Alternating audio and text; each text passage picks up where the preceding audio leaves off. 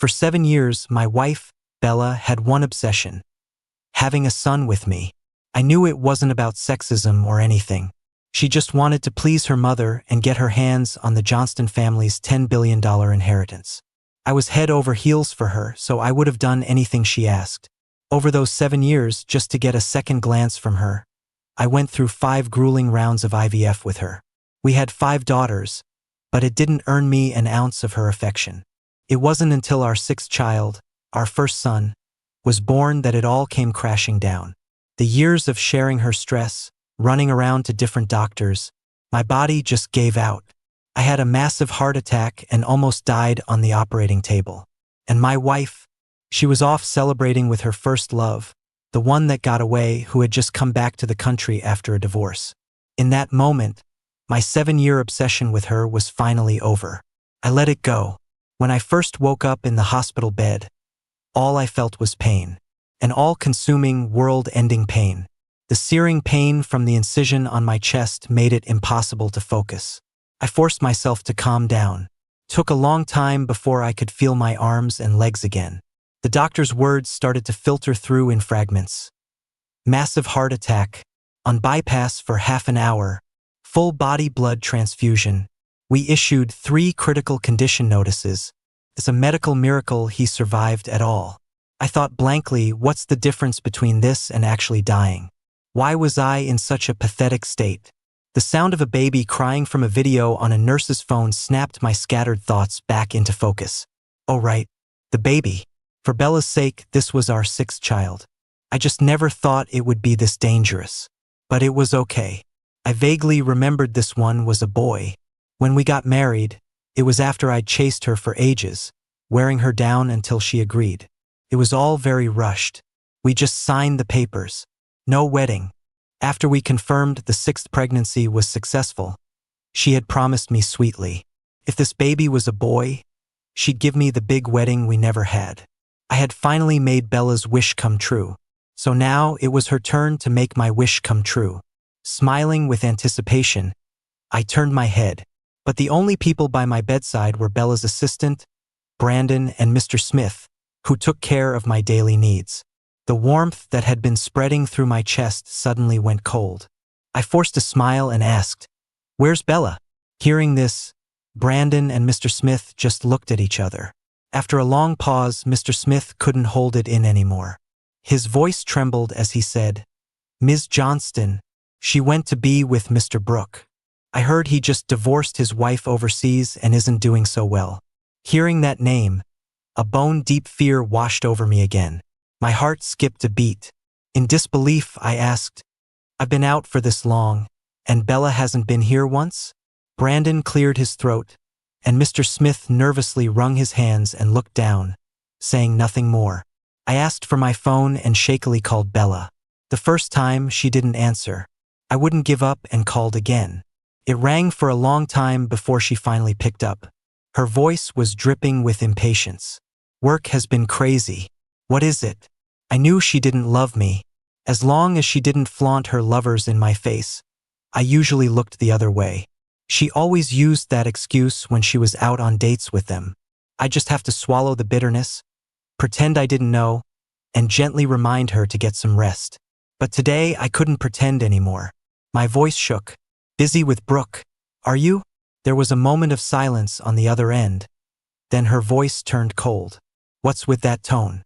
Are you questioning me? Have you forgotten how we got married? What right do you have to ask about my private life?" Maybe it was the physical pain, or maybe I was just terrified of death. All the emotions I had bottled up for years finally exploded. I sobbed, "Heartbroken. For you. I almost died on the operating table. Do you even know that?" I thought she would at least feel a shred of guilt. But all she did was scoff. "Nice performance. Same lines as your sister. Did she coach you? Are you just panicking because you know Alan's back in the country? You've been through this 5 times. You know the drill. You really think that story is going to trick me into coming back?" But she was the one who taught me to cherish my own life. How could she say that now? Tears started falling, big and heavy. I was gasping for air, choking on my sobs, unable to speak. She seemed to be saying something else. but the incision on my chest suddenly felt like it was tearing open, and the pain made it impossible to listen. Seeing my state, Mr. Smith quickly helped me lie back down. The phone fell next to my ear, and I heard her last words before she hung up. "All right, cut the act. I'm sick of it. I don't care if you live or die. Alan is in a very fragile state right now. If you pull any stunts and upset him, I'll make you regret it." The warmth, the hope that had been flowing through me since I woke up, finally turned to ice. Fragile state? I just came back from death's door. I'm in a fragile state too. But who's here to comfort me? I threw the phone aside and just sat there, numb.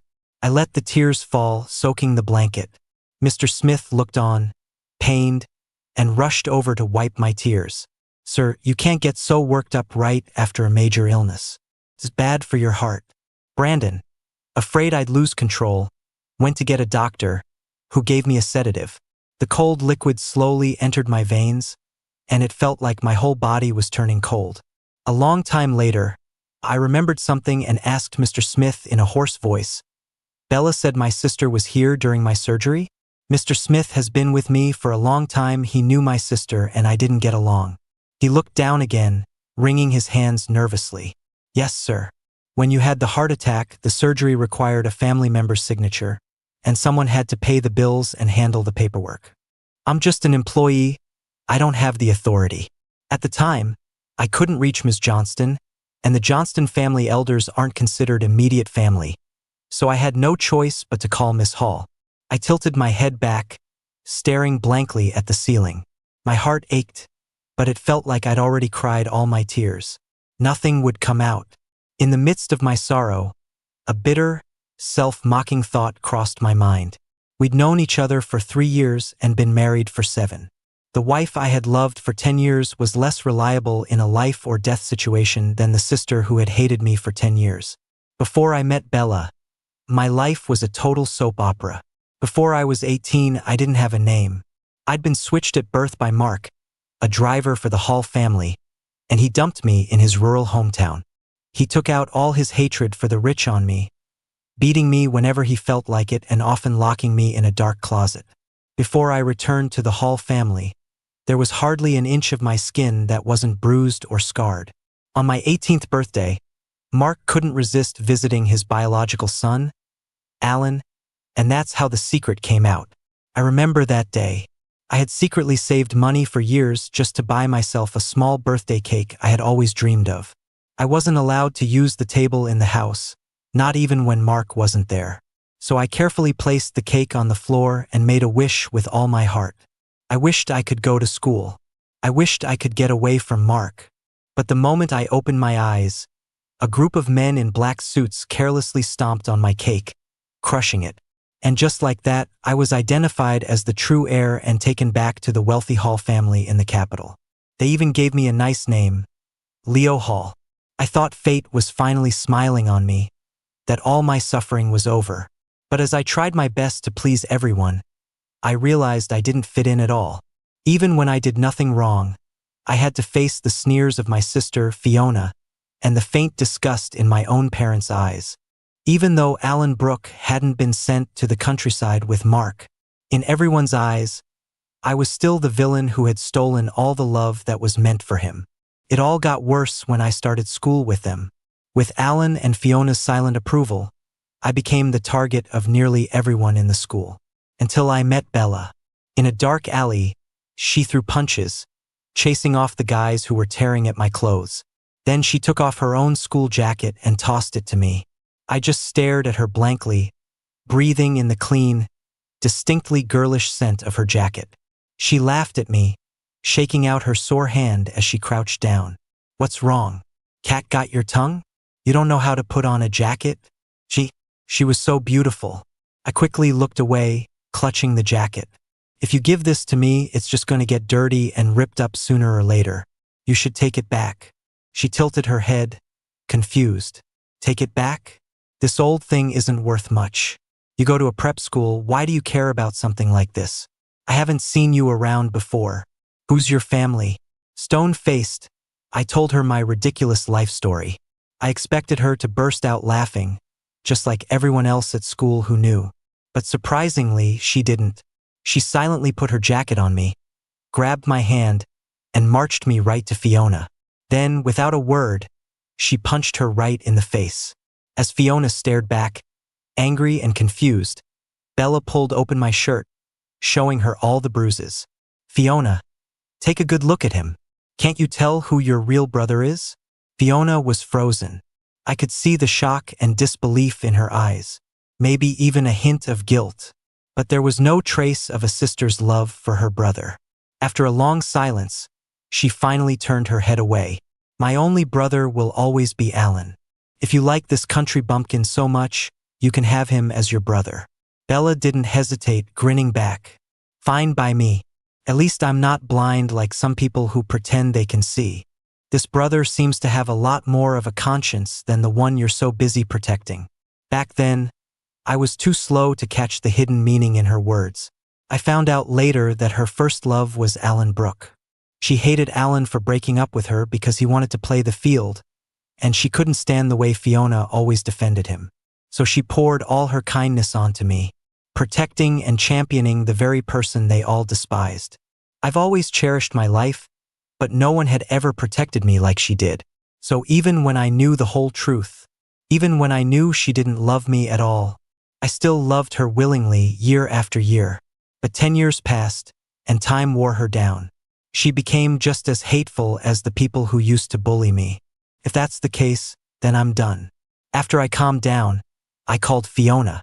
The call connected instantly, much faster than when I called Bella. I mocked myself silently. For a moment, I didn't know what to say.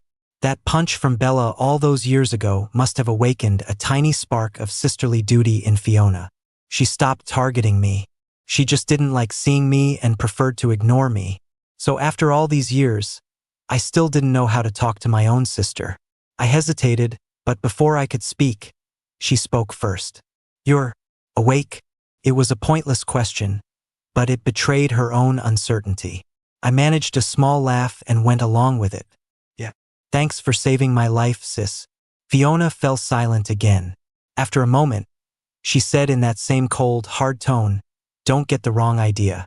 Alan was cheated on and emotionally abused in his marriage abroad. He just got divorced and he's in a bad place. I can't stand Bella, but they were childhood friends. Alan needs her to take his mind off things. I just didn't want anything to happen to you that might bother them." I knew it. Of course she wouldn't care about me otherwise. A bitter taste filled my mouth. I squeezed my palm tight and managed to smile. "I get it. And you don't have to worry. You saved my life, and I just wanted to thank you. That's all." I hung up and leaned my head back again. I stared at the ceiling, my eyes wide. Mr. Smith was right, I couldn't get worked up and risk my health. But this was the only way to keep the tears from falling. I thought to myself, laughing silently, maybe it really was just bad karma. The two women I wanted to rely on most in my life were both obsessed with Alan Brooke. After I hung up, a red 1 notification popped up on my social media app. I clicked on it and saw it was a new post from Alan. He had tagged me to make sure I'd see it. According to the location tag, he and Bella were in Finland. There was only one picture. Them kissing under the northern lights, a rare sight in the summer. The caption read, "With my princess in a fairy tale kingdom." I used to see Bella as the princess who saved me from the depths of hell. But this post felt like Alan reminding me, no matter how hard I tried, there would always be a place for him in Bella's heart. I greedily zoomed in on the picture, staring at her face. It was the first time I had ever seen such a happy smile on her. A smile she never had when she was with me. I looked at that picture-perfect photo. I had thought she was a gift from heaven, sent to save me, which is why I clung to that hope for dear life. But in reality, she just made my life a bigger mess. What's the point? I thought, annoyed. Just to practice letting go, I liked Alan's post. But the next second, he deleted it and sent me a direct message. "Hey bro, my bad. I know you don't like Bella and me being together. I meant to hide it from you but accidentally tagged you instead." Alan was always dramatic. I was very familiar with this fake act. I replied coolly, "It's fine." As expected, when he didn't get the reaction he wanted, he showed his true colors. He sent a smirking emoji, followed by, "Is it really fine? Don't say I didn't warn you. If you die of a heart attack, Bella will want you even less. Now that I'm back by her side, and you two have a son, who do you think is the useless husband now?" My phone kept buzzing with his messages, but I couldn't be bothered to look. In all the years since I returned to the Hall family, I had grown used to his vicious insults. If it hadn't been for his influence back then, Fiona would never have hated me so much. I frowned and typed back indifferently. "Whoever it is, it has nothing to do with me anymore." Then I blocked him. The moment I did, the panic that had haunted me for years seemed to lift. Turns out, letting go was that simple. I took a deep breath and called Bella. The second she answered, I spoke before she could. "I have good news. I'm setting you free. Bella, let's get a divorce." The other end of the line went silent. After a long pause, she finally spoke, her voice low. "Just because I wasn't there one time, how long are you going to keep this up? After trying so many times, we finally did what my grandmother wanted. Are you really okay with throwing it all away? What was there to be sorry about? I'd almost lost my life. Wasting any more time on her was what I truly regret." I gave a silent, bitter smile and said flatly, "Even though you haven't been great to me all these years, I can tell you're a good mother. I trust you to raise the children, and I'm freeing up the position of Mrs. Johnston's husband for Alan Brooke." Bella scoffed, her voice suddenly lighter, but with an edge of irritation. "I knew it. You're still throwing a tantrum because of Alan. He told me everything. He said your arrival pushed him out of the family, causing him to develop depression at a young age.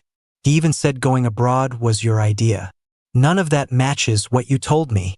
Leo, he's technically your brother. Do you have to be so malicious?" The more I listened, the more I wanted to laugh. I laughed until tears started to well up in my eyes. Haha, I'm malicious. "Ha ha ha, I heard him? Are you saying that a kid from the countryside who had to save for 3 years to buy a piece of cake, who couldn't read, who endured the ridicule of my entire school and my own family, who was covered in injuries, that in the end, he's the victim? Bella, I once thought you were the light of my life. But if you think that way too, then there's nothing left to say." She was quiet for a moment, then cleared her throat. "Don't be crazy. That's not what I meant. Divorce between us involves a lot of things. We'll talk when I get back. In the meantime, you should think it over." I covered my mouth, breathing slowly to calm myself. "There's nothing to think about. When are you coming back?" A bright laugh suddenly came through the phone, and she quickly hung up. Before she did, she said coldly, "None of your business." Hearing the dial tone, I couldn't help but let out a bitter laugh. My wife of 7 years cheated on me with my technical brother while I was on my deathbed. And it was a case of none of my business. The phone slipped from my hand. The bitterness in my heart grew heavier. I said I was going to let go, but hearing her doubt our entire past because of a few words from someone else still hurt like hell. God, she wasn't the light of my life, was she? She never was. I waited a whole month, but Bella never came back. During that month, I followed the doctor's orders, and with Mr. Smith's nutritious, home-cooked meals every day, my body finally started to recover. When the sun rose, the world seemed brighter, and my body healed faster. But a month was too long. A whole month. If we had been able to file the papers the day I called her, we'd have the final decree by now. I couldn't wait any longer and was about to call and push her. But then she called me first.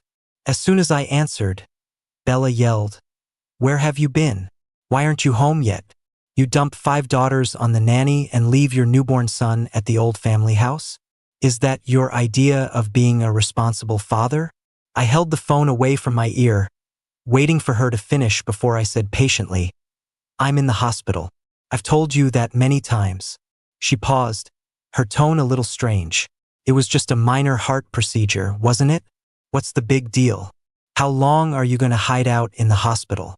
"It's been a month and a half." I frowned. I had a massive heart attack and almost died on the operating table. "I'm pretty sure I told you that too." She hesitated, then said instinctively, "Is that true? I thought that was just an excuse Fiona made up."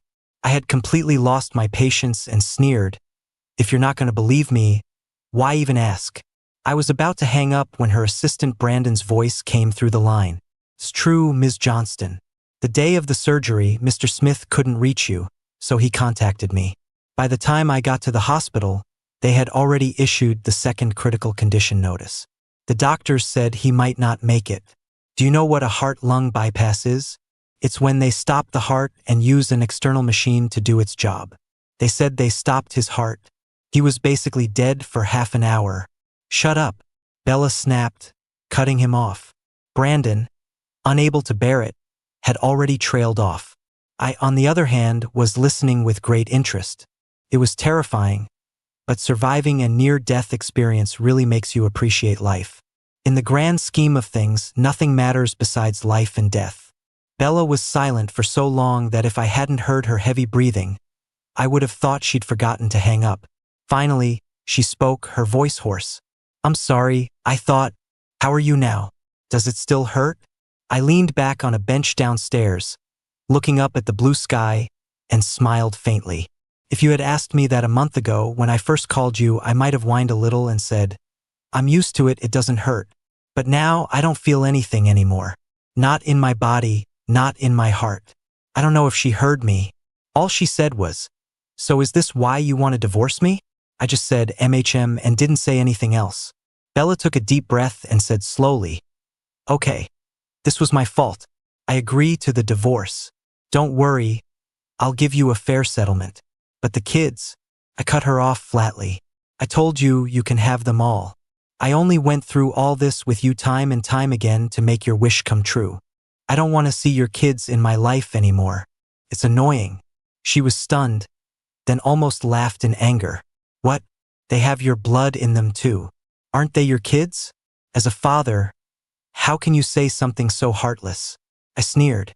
"You know damn well whether I've been a father in the Johnston family all these years, or just an accessory to a baby-making machine. If you even saw me as a human being, you wouldn't have put me through this over and over again. As for the divorce, I don't want to drag this out. I've already had the papers drawn up. Don't worry, I'm not stupid. I'll get every penny I'm entitled to. They're right here at the hospital. Cut the crap and come sign them." Bella laughed, a laugh of pure anger. "Fine, you just wait." For some reason, Bella stalled again. I waited from sunrise to sunset, but she never showed up. Instead, the first person to arrive was Alan Brooke. Maybe in everyone else's eyes, he was an innocent, naive boy. But with me, he never bothered with the act. He brought a few bodyguards in black, kicked open the door to my room, and threw out all the staff and nurses. With no outsiders to report back, Alan's face completely changed. Just like 10 years ago, he lunged at me, slamming me against the wall and wrapping his hand around my throat. "You bastard! How are you so lucky? Even a heart attack couldn't kill you. So you've learned to play the long game, huh? You really want a divorce? All that talk is just to use the kids and the divorce to make Bella feel guilty, isn't it? Today is my birthday, you know that? But she took one call from you and went to see my sister. And now neither of them is here.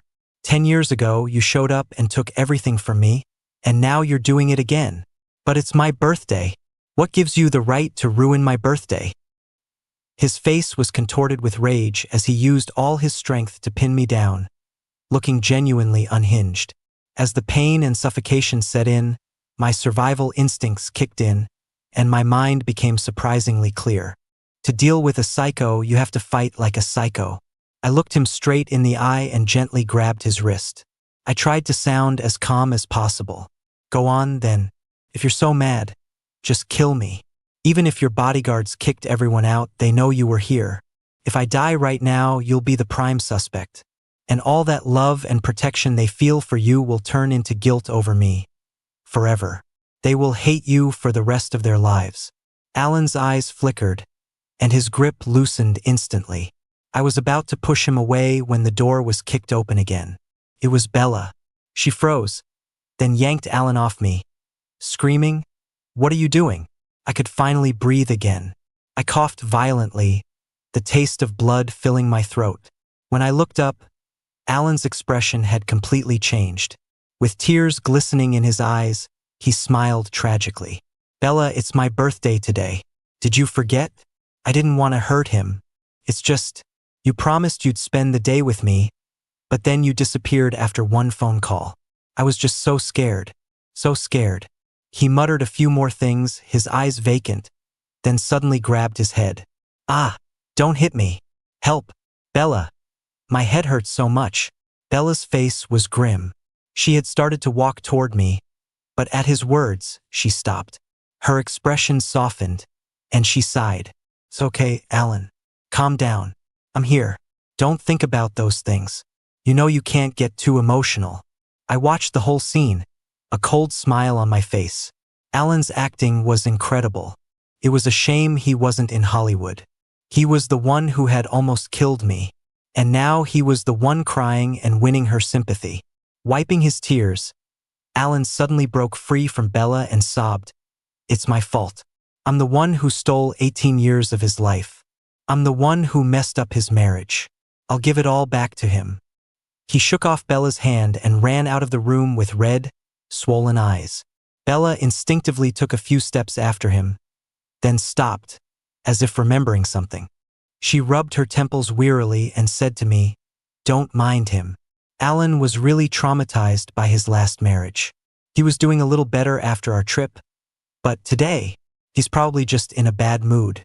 I pulled down my collar, revealing my raw, bleeding neck. Forcing the words through my sore throat, I demanded, "Look at me. Being in a bad mood gives him the right to kill me? This is my life, not some toy for you people to play with." Bella looked at my injuries with a complicated expression. Finally, she closed her eyes again, exhausted. "So what do you want? He already apologized to you. An apology was supposed to make up for almost dying? His apologies must be worth a fortune." I wanted to argue with her more, but looking at her face, I lost the will. As soon as we were separated, all of this would be over. I pulled out a stack of papers and said flatly, "Sign the divorce agreement. Meet me at the courthouse tomorrow morning to finalize it." She held the papers, laughing in exasperation. "You're really something else. When you wanted to get married, that was all you could talk about. Now that you want a divorce, it's all you can talk about. Fine, I'll sign. Just don't come crawling back to me." She picked up a pen about to sign. Suddenly, a nurse's scream came from the hallway. "Mr. Brooke, please calm down. This is the 7th floor. Whatever's wrong, we can talk about it. Don't jump." Bella's face changed. She dropped the pen and paper and rushed out. Just before she did, another figure flashed past her. It was Fiona. I watched her go, a bitter smile on my lips. Why was it so hard to get away from these people? Alan wasn't going to kill himself. He made a huge scene, but it was all bark and no bite. The moment Fiona and Bella arrived, he fell backward and fainted into their arms. After getting Alan settled, Fiona came to my room. The hint of warmth from our phone call was completely gone. She slapped me hard across the face. "Alan is a kind person. Even if he went after you, he was just trying to scare you. Why did you have to provoke him?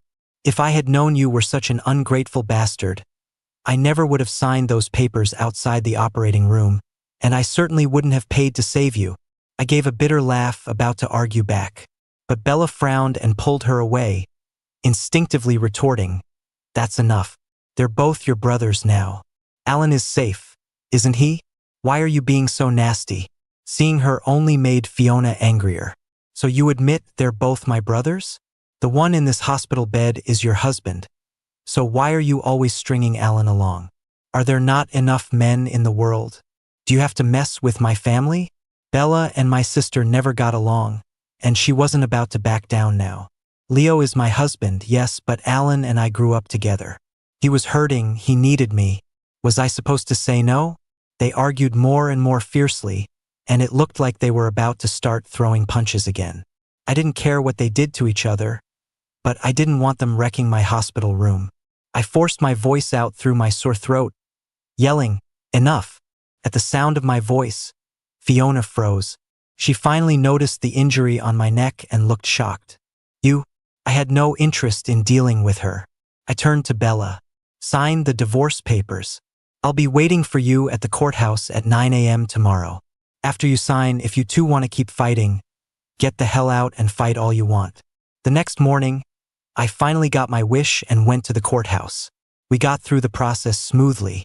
As we were leaving, Bella hesitated for a moment, then grabbed my wrist.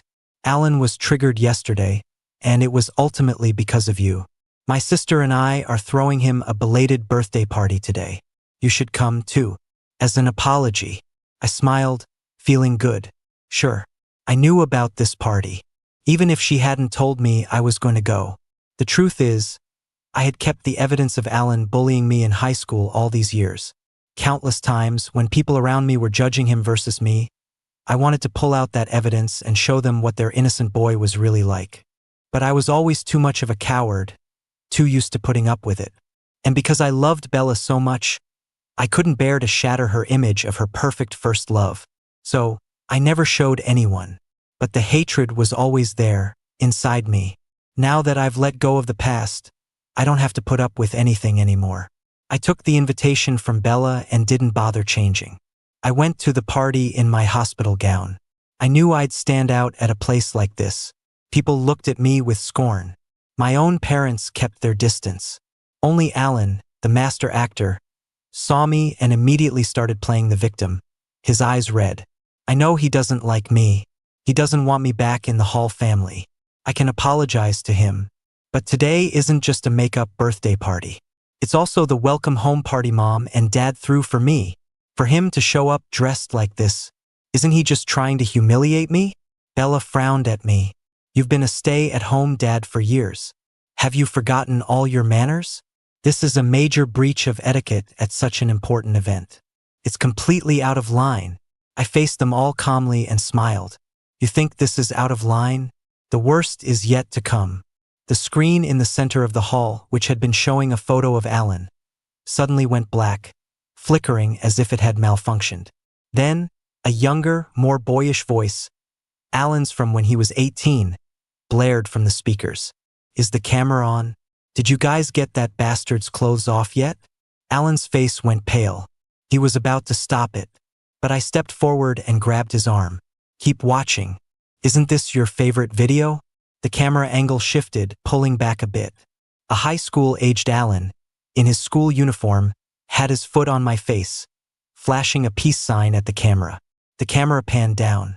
My clothes were almost completely torn off, not covering anything important. I was trying to hide from the camera, curled up in a ball. Pushed to my limit, all I could manage was a weak cry, my accent thick. "Please stop bullying me, okay?" The Alan in the video laughed as if he'd heard the funniest joke in the world. "Me bullying you? Am I? Aren't I just bullying a worthless mutt?" He kicked me over, and the clothes I just pulled together fell open again, exposing me to the camera. He patted my cheek condescendingly. "You remember this. You're just some trash from the countryside. You have no right to take away my sister's and Bella's love for me, and you certainly have no right to a piece of the Hall family fortune. So what if I'm not their biological son? As long as Mom and Dad acknowledge me, I'll still get a piece of the inheritance when they die." The video ended. Everyone was silent. I kept looking at the screen, my smile unwavering. Alan himself sent me that video back in the day. It used to be my darkest memory, a part of my past I never wanted to revisit. Every time I watched it, my fear of him grew. Thankfully, after dying once, I wasn't afraid of these things anymore. More and more hostile glares turned toward Alan, making him so scared he could barely stand. He squeezed out a few tears, his voice trembling. "Dad, Mom, Fiona, listen to me, it was edited. Someone was pretending to be me. It was all an act. This was all a conspiracy planned by that bastard Leo. You have to believe me." The disappointment my parents usually reserved for me was now directed at him. They didn't even look at him. They just turned and walked away. Bella violently shoved Alan away as he lunged for her. He then stumbled toward Fiona, crying pitifully, "Sis, you love me the most. You believe me, right?" I smirked and tapped my phone a couple more times. The main screen lit up again, this time playing the video from the hospital, of him choking me and losing his mind. As luck would have it, the smart glasses with a built-in camera that I'd bought to pass the time had arrived that day. And so, I had captured the entire thing from a first-person perspective. The point of view was so immersive that everyone in the room felt like he truly wanted to kill me. Fiona finally saw the malice he had always held for me. She glanced at the still bleeding bandage on my neck, and finally, she slapped Alan hard across the face, her expression one of utter disappointment. Alan, ever since Leo came back to the family, you were always crying to me, making me feel sorry for you. I once swore I'd protect you for life, as your sister. I never imagined you were two-faced all along. Your last name isn't Hall. From now on, don't call me sister. Alan broke down, sobbing hysterically. At his favorite party, his very own birthday party. He was finally, truly abandoned by everyone. I watched it all with cold indifference and slipped away in the chaos. His true colors were exposed. Whatever happened next had nothing to do with me. I didn't want the Hall family coming over to offer me fake comfort out of guilt. And I certainly didn't want to see Alan's phony apologies. Everyone envies the wealthy, high society families. But to me, the people here are all so fake. I went back to the hospital to continue my recovery. My body was almost fully healed, and I was about to be discharged. But that chokehold from Alan had done some serious damage to my throat. The doctor said it would be best to stay for a few more days of observation. Fine by me. With Alan ostracized by everyone, the dark cloud that had been hanging over me for years finally lifted. I felt a sense of relief I had never known before. At the hospital, my days were filled with eating, sleeping, and reading the history books I never got to in school. When the weather was nice, I'd go down to the garden below the ward to sunbathe. After the big scene at the birthday party, Bella probably didn't have the nerve to show her face around me again. However, my children, as if under someone's orders, started showing up every day. 5 daughters and 1 son. The oldest was 6, and the youngest was just over a month old. From Monday to Sunday, like they were on a schedule, one of them would be by my side for a few hours. The ones who couldn't walk yet were brought by the nanny. I could guess this was all Bella's doing. I let her do whatever she wanted. When the kids came, I just went about my business, pretending not to see them. On Monday, it was my eldest daughter Lily's turn. At her age, she couldn't sit still for long. She drew for a few minutes, then lost interest and rested her head on my lap, looking up at me boredly. "Daddy, aren't you better? Why won't you come home with me? The little ones really miss you. Oh, and Mommy misses you a lot too. I see her drinking wine and holding our family photo all the time, and she's always saying your name." Usually, when the kids tried to speak up for Bella, I just ignored them. But tomorrow was the day I'd get the final divorce decree, so I was in a good mood. I smiled, flipping through my book, and said softly, "In the past, your mother wanted a tool to produce a son. Now, she wants a husband who will take care of the family. What she really wants has never been me." Lily didn't understand. She just said innocently, "But isn't that all you, Daddy? I think Mommy is thinking about you." I didn't explain further. "It's not the same," was all I said. Lily didn't get anywhere with me and soon got sleepy, so the nanny took her home. That evening, the person who appeared before me was Bella. She seemed to have had a lot to drink. The smell of alcohol was strong enough to make me frown. Her eyes were red, whether from the drinking or something else I couldn't tell. She looked at me for a long time before finally speaking, her voice hoarse. "I know what you're mad about. I can apologize. I grew up with Alan, but I honestly had no idea he was so cruel. It was my mistake. I'll admit it all. But what right do you have to tell our child that I wasn't thinking of you? You can't deny my love. If I didn't love you, why would I have agreed to marry you? Why would I have let you go through IVF so many times with me? If I wanted to, I could have known the gender of the embryo every single time.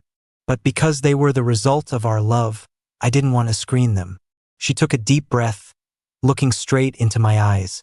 "You only know that my wish was to have a boy, but you don't know that it was the only way my mother would ever accept you. From the very beginning, I just wanted you to be accepted by the Johnston family sooner. I was over Alan a long time ago. I only spent a few days with him because we grew up together. There were no other feelings involved. Now Alan's been sent back to the countryside, back to his real father. There's no one to interfere with us anymore. Can't we just live our lives peacefully? The children need you. I looked at her indifferently and sneered. Are you done? You're only saying all this because you've seen Alan's true colors and you feel guilty. You say I'm denying your love, but in 7 years of marriage, I never once truly felt your love. If letting me die on the operating table is what you call love, then I'm not fortunate enough to receive it. Do you have any idea what kind of shape my body is in after running around with you for all these years? Bella froze, finally taking in my pale face, which still hadn't recovered even after 2 months. This time, I finally saw a flicker of sympathy in her eyes. She sighed heavily. I know. That's why I want to make it up to you. Give me a chance to make it up to you. Let's not get divorced, okay? Too late. For all these years, my love for her was built on the fact that she had saved me and that she valued my life. But over these past few days, I've finally figured it out. Instead of loving her, I'd rather cherish my own life. I was tired of dealing with her. I said coldly, no thanks. If you don't want me to end up a psycho like Alan from post-surgery depression, then stay away from me. Like I said before, I'm giving you your freedom. You give me mine. Finally, I sighed. I'm begging you. She looked deeply into my tired eyes. After a long moment, she said bitterly, okay, I promise. I'm sorry. The next morning, I finally got my divorce certificate. As per the agreement, my ex-wife got full custody of the children. I heard a reporter had snuck into Alan's birthday party and exposed everything online. The high school bullying, the affair with his brother-in-law's wife, caused a huge scandal. The scandal hit the Hall Corporation's stock price hard, causing heavy losses. Even the Johnston Corporation was affected. The Hall family, who had been talking about holding a formal banquet to officially welcome me back, were now too busy dealing with the mess to bother me. Afraid of getting entangled with them again, I got the doctor's approval and checked out of the hospital as fast as I could. Without the kids, without the obsession I had to chase, without the fearful past, my world was finally completely quiet. And it was only after finding true peace that I realized I had barely lived for myself in the first half of my life. As a child, I was trapped in the countryside. As an adult, I was trapped in the Johnston family. Right now, what I want most is to feel free. I picked up my camera and set off on a journey. I'm going to document every beautiful moment of my life. From now on, my lens will only capture beautiful scenery. And me. I'm going to be the one and only star of my life.